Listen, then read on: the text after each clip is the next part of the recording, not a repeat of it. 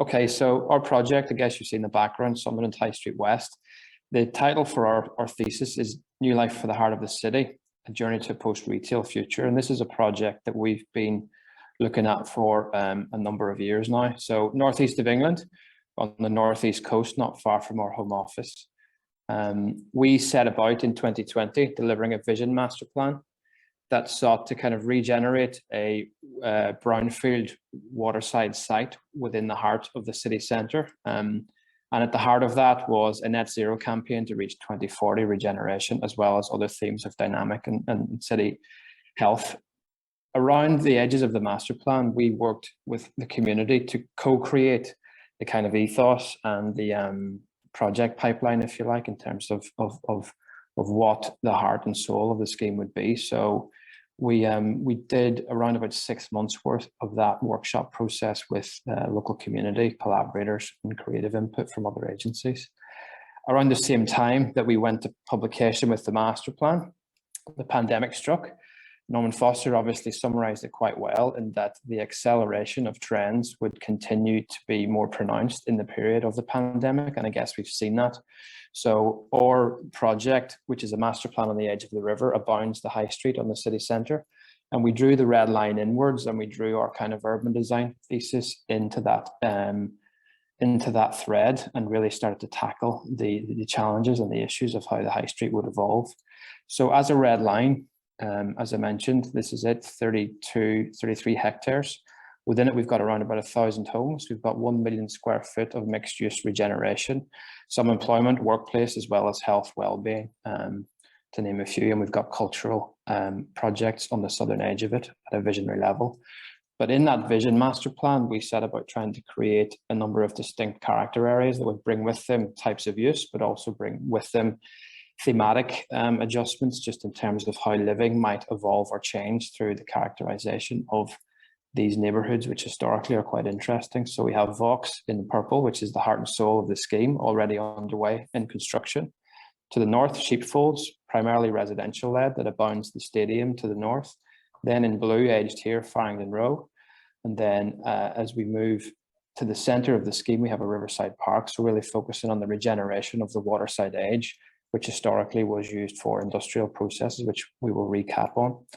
To the south of that, then we had in orange the heart of the city, and that really is kind of the kind of setting stone for this project, which was about the actual high street, which runs east to west. Just if you can see my mouse head through the edge of the city centre, and we've got a cluster of a number of projects that sit around the edge of that. So just to recap on the residential agenda, Farringdon Row itself, resi-led, Silhouette, a strong driver in form, Ayers Quay, carbon, absolutely paramount on this project, whereby operation and embodied carbon was key in terms of the design competition. Sheepfolds, historically focused in terms of its silhouette to the river edge. And Vox, as I mentioned, a new mixed-use CBD, if you like, where at the heart and soul of the project, we had City Hall, which was a community workplace, civic offices, as well as community assets. So municipal features like a chamber, but then on a weekend, fully open and accessible to the residential community, where we had, hot yoga, baby yoga, whatever you want to call it.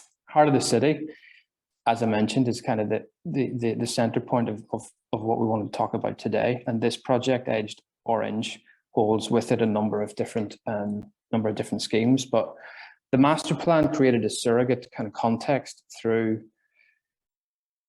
2019 to 2020, whereby the government in the UK were seeking to fund a lot of what they called levelling up strategies to redistribute the wealth from the southeast, and they set up an £830 million what they called Future High Street Fund. We used the master plan and all of our vision for how the high street could integrate to kind of apply for that funding. And of the 830 million, 3 projects across the UK were selected for the maximum payout of 25 million. Sunderland and Swindon were the top 2. So this master plan kind of set the seed for that story. The site itself, absolutely driven by its past, an industrial city in the northeast, where a lot of industry came to the water's edge, both in steel manufacture as well as coal drops and the distribution of coal into the North Sea and further afield from all of the mines in the northeast of England. So The project at its inception level was truly about transforming an industrial area into a neighborhood. And that thematic came through. This is the site that we inherited. So pretty much a clearance of all of the industrial age, remediation of that site. You can see the scars in the landscape from where the coal drops were. That became a riverside park. Around the edges of how we would theme the connectivity of the water site into the city centre, we wanted to create three kind of guiding principles. Our first, repair and connect. Our second, adapt and reuse. And our third was to create a living room for the heart of the city centre. So a cultural regeneration at the heart and soul of how the master plan would knit and stitch back into the city centre. So edged red here are those projects that acted as the theme and the core of the future high street application. So historically, you can see it here, it's industrial heyday, long north-south axial relationships to the river's edge. That was all demolished. And what we were keen to do in the new master plan was to really retain that urban grain and reconnect through that north-south access way of alleys and laneways, a new public realm agenda. And again, a density and a typological adjustment in terms of how different types of buildings of different character could create a rich street. On this diagram, you can just see here, as with most demolition strategies, a highway was built between the city's edge and the river. We seek to reduce the impact of that highway through a series of phases. So the first one here, City Hall, which is the municipal project I mentioned, which is now just complete. We would see the building complete handed over, and then the first phase of trying to tie this side of the city back into the city centre was a temporary landscape where we would take the eastbound carriageway, put temporary landscaping in, and then change the northbound carriageway into an east-west movement. So we've taken 4 lanes of traffic and added them to 2. And then in its ultimate position, we would then see the migration of built form into what was a carriageway to create new building footprints for a densification of the high street and the phased regeneration of this age of the city. Biodiversity, active transport, health and wellbeing at the heart and soul of the public realm strategy. And this is an aerial view looking eastwards. So this is City Hall, as I mentioned. Everything in the master plan is to the left, and this is the high street itself. And then in the bottom right-hand corner, we have a project that we've called Culture House, which I'll come on to talk about. But in its essence, the diversification of the city centre economy has been at the core. So employment, so mixed use, SME space, as well as hotel, as well as cultural regeneration. And then here in red, we've also looked at music and filming as another regeneration tool within the master plan. So our second theme, as I said, was the adaptation and reuse of existing buildings. This is a building called Crow Tree. This mega space frame, originally designed back in the 60s, the architects and engineers collaborated with NASA to run the calculations. We've become quite obsessed with this structure. It exists in the city, it's overclad. I'll show you some images of what it was. But the adaptive reuse of that and the need for hybrid space in the regeneration story became really apparent. And we wrestled with that and how we could use effectively the field of play that open space frame could deliver underneath to create rehearsal space, to create experimental space, to create large-scale cultural space, to create filming space, an entirely flexible podia underneath. So we effectively lift that red frame up, populate the ground floor with different types of uses, flexible in their format, and then allow that to spill out to create new contemporary public realm to the north. And this is a view looking south of that regenerated and exposed frame. The third project is the living room for the heart of the city. This for us is a cultural lab space building, 50% library, 50% media, food labs, experimental space for the local community, as well as archive space. But that would sit as a cultural driver at the heart of the city centre onto the high street and bring new forms of animation and commercialization. This was the visual that we created for the bid. We did this quite quickly, but what we were very interested in was enhancing the setting of what is the conservation area in the city, as well as creating a very, very active plinth and a new type of frontage beyond retail to the actual city centre and to the square. We're evolving that project. We're now moving towards a planning application, hopefully pre-Christmas, whereby the brief's materialised, it's matured, but the actual form and silhouette and the morphology of how that granular nature of shed-like architecture has come forward in the city centre has informed the way we've evolved the actual external and townscape brief. And on the interior, media-driven regeneration at the heart of it. So in summary, the project seeks to increase social and economic value by commercializing spaces through unique experiences and to create centers of new cultural gravity. And this is the aerial. So that was the space frame that I just talked to you about here. So this is the site as of 2 years ago. We've gone construction here with City Hall on the left, and then the manifestation of that as a new type of high street with reinvigorated frames brought into new types of life, cultural assets at the heart and soul of the master plan, whereby we used to have traditional retail, and then employment and civic uses to the left-hand side. And that's the interior of the City Hall. So the project is starting to manifest and come to fruition in real life. And that's about my 10 minutes. Wonderful. Thank you very much. And thank you for keeping to time. Okay. It's a really impressive project. I never thought I'd hear other architects say that they'd be knitting and stitching. And your project certainly shows how that can be done extremely well.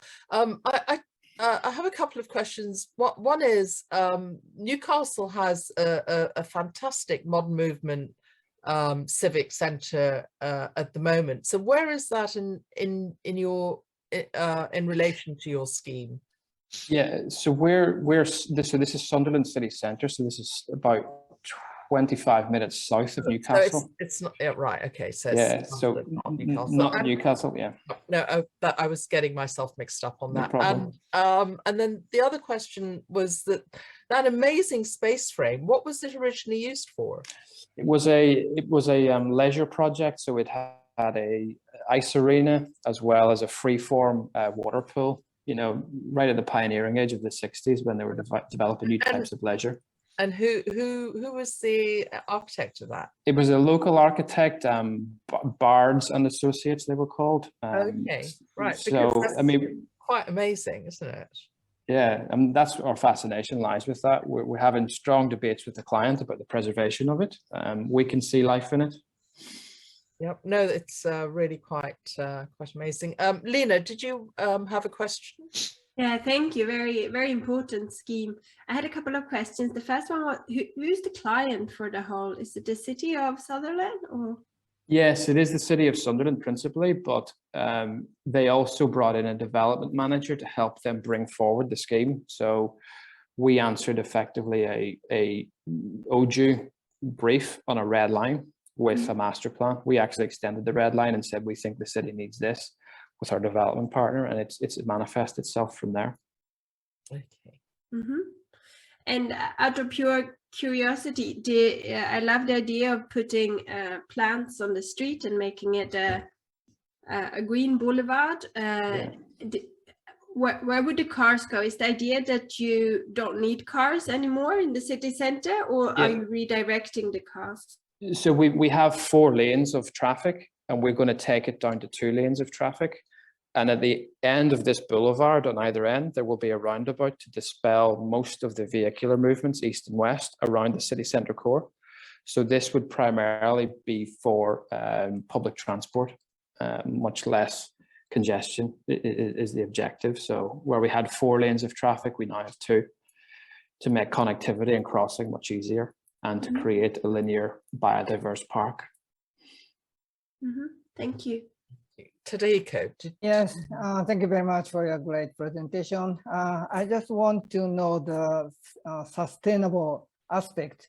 So if you have the sustainable device or the idea about the energy saving or recycle or something like that. So it's a huge project. So if you have an idea, please inform me. So across the whole master plan, we've looked at centralized energy, combined heat and power sitting at the center of it. There's enough phasing and there's enough critical mass in the first number of buildings coming forward. We've also got homes that are plugging into that strategy as well. So that net operational focus in terms of energy and use lies at the heart of the energy strategy. We've also taken a lot of time to consider passive design in the way we orientated the southern edge of the master plan. So we've spanned east-westwards to deliver in domestic terms a lot of south-facing and north-facing elevation, which is contrary to obviously a lot of older mindsets in urban design and master planning. Equally, The Culture House project that we're on with looks at embodied carbon as well as operational carbon, and its target is for net zero through embodied and operation and use. So the city have tried to bring forward, most cities in the UK are targeting 2045, 2050 is the real target.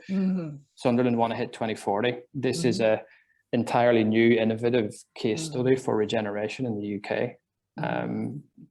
In the way that they pioneered industry, they want to pioneer a new form of urban regeneration. They're quite ambitious.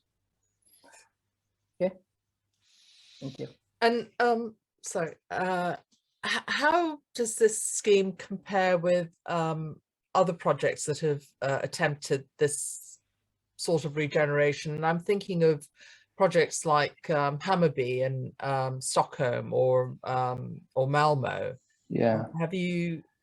We've spent a lot of time, and the city looked to Europe as a real point of inspiration. And I think in UK terms, this is the most ambitious in terms of its scale. We've definitely drawn learnings from those projects and tried to embed them here. Equally, for the UK, we've worked hard to create a different type of regeneration story. And I think the city have been successful in their outlook and their outreach to those European references that you mentioned. But I think the way they've managed the actual business case in terms of grant funding and inward investment from pension funds across, from Canada as well as the UK itself, they've kind of, the vision master plan and the ethos of it really set the scene for that inward investment. So, they've looked outwards in the right way, and it has led to success in terms of securing the money to create the regeneration story. And it's happening quickly, perhaps even quicker than some of the references at Malmo, for example. Right. We're on site with 3 phases now, so it's really moving ahead. Well, that's really encouraging. Thank you. I don't know if anybody else has any additional questions. Tadeko or Lena, do you have any? Yes. A short one here in the back. It looks like you would also have a timber building. Is that something that you've been investigating in the whole? Yeah, so this in commercial workplace, plot 15, as we call this one, is timber first. So fabric first as a design philosophy in the design code. We're also exploring the exact same credentials on Culture House, which is this project.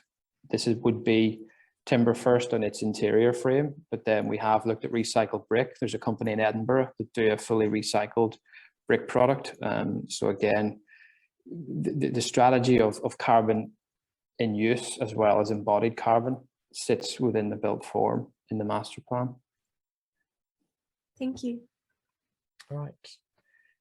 I think we're done. Unless Tadeko, do you have any other questions? No, thank you very much. Would you like to add anything that you think you've missed out?